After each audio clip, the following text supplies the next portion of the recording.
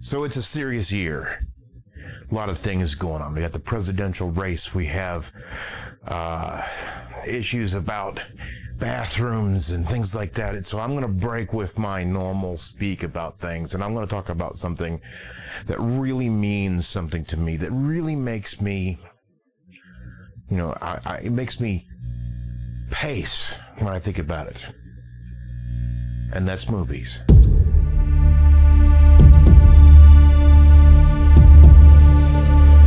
Day in and day out, what I do is I think about different screenplays, different scripts, different ideas, different characters that I can throw into the mix and torture them as much as I possibly can, or make their lives so wonderful from a tortured existence. But you gotta torture them. The state of the movies that we have today, we don't have anything that's truly Americana, something that we've created in the past 10, 15, 20 years. We've got Spider-Man, we've got Superman, we've got Flash, and we got, oh my gosh, Captain America. But those are Americana from a different era. None of those were created now. Where is the creativeness of now? Well, there's movies out there that are pretty cool that you should watch if you haven't. One of them is Ex Machina. It's good to meet you, Nathan. It's good to meet you too, Caleb.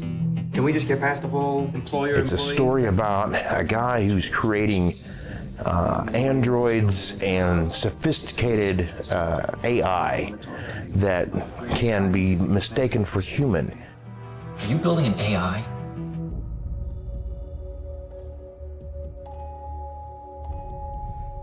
Hello. Hi. I've never met anyone new before. Have you? None like you. And he has a test subject brought in to see if he believes she's alive. And mayhem exudes from there, but it's a good movie. You should watch it. It really is an interesting tale. It's a tale that's been told before, but not in this way. You got another movie called Nightcrawler. Residential 211. A home invasion. Which is a photographer, a guy who takes video for the news, is what they call him in the news, is a photographer, which makes sense, but it doesn't make any sense. I guess it's a carryover from newspapers.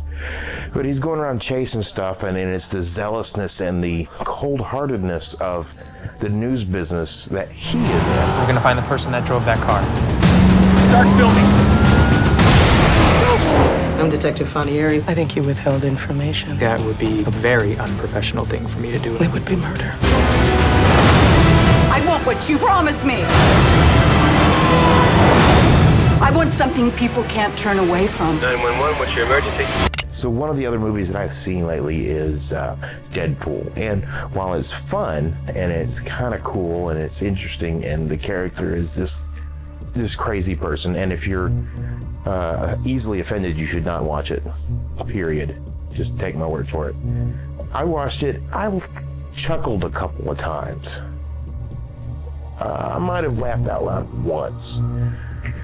But that's not a movie that's going to last in infamy. It's not something we're going to be watching 100 years from now saying, this is how you make movies. It's not going to happen. I mean, for one thing, the CGI man, this giant Russian dude made out of steel or whatever he is, it's completely terrible. It's just awful. I'm sorry. It's bad.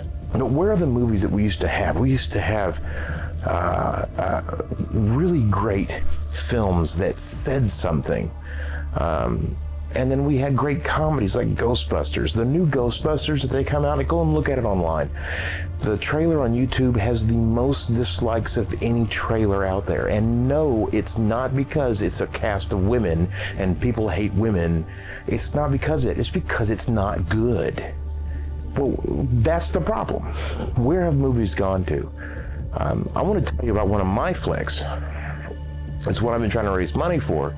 And no, I'm not trying to sell you on it. I just want to talk to you about it.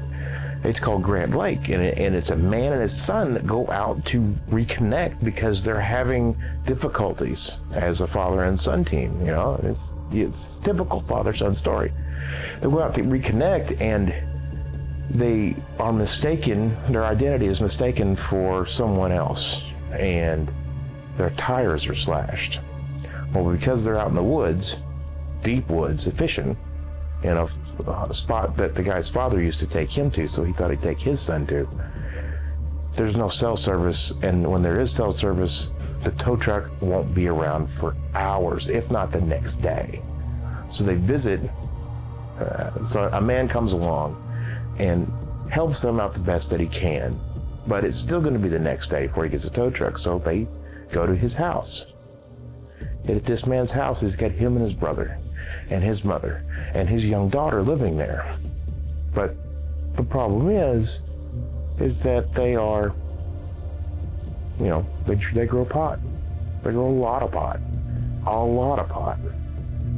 And when they find out this man's an FBI agent, well, you can imagine what happens.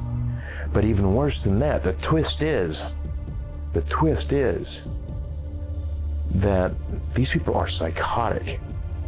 And the only way to escape is to do some things that they, risk everything to get out. I don't want to go deeper into that. But it's a complete psychological downturn on the movie. If it goes from being up here to at the end, it's completely in a different place. Where have we seen movies like that? Where have we seen stories like that? I don't see them. I try to watch these films, and I'm talking new ones. Now, you can go back to the 50s and select any movie made in those years and find one that does this. Yes, Clockwork Orange is a crazy freaking movie. But what have we done lately? Like I said, Ex Machina is a really good film, and it says a lot about a lot of things, which I like. I like it to have a purpose for existing, other than just to sell tickets and DVDs and Blu-rays. You know what I mean? When Hitchcock's Psycho came out, he's pushing the boundaries and he's making a great film. He killed his actress off in the first 30 minutes, the lead. And it was crazy because no one had heard about this before. No one, the media really didn't have that deep influence in our lives. We didn't hear about these things. We didn't know about serial killers in the way that we know them today. We didn't know about multiple personalities. We didn't know about these psychotic people who pretend to be their mother and kill people. So it was a shock. We probably couldn't pull that off today. Psycho today would not do that well because it's not a new story, one, and two, we know more.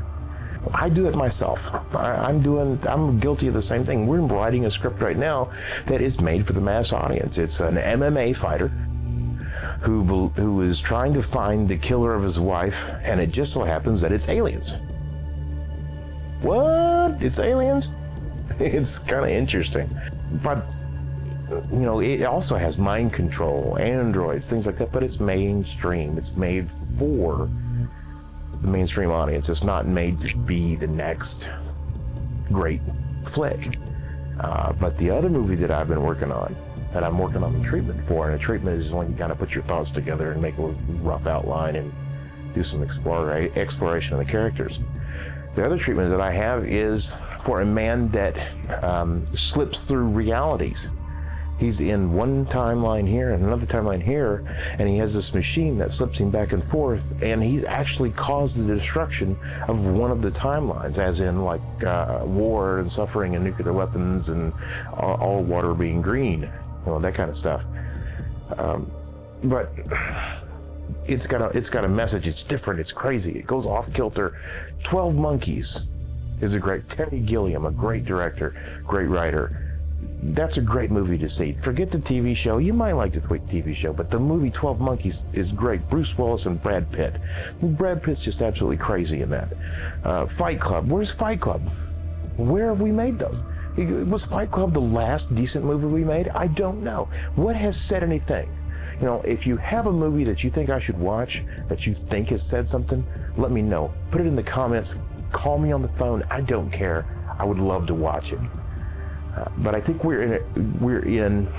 really do believe that we have a real issue with our society and how we think and our culture, that we don't deal with the difficult and we only stick with the easy because that's easy.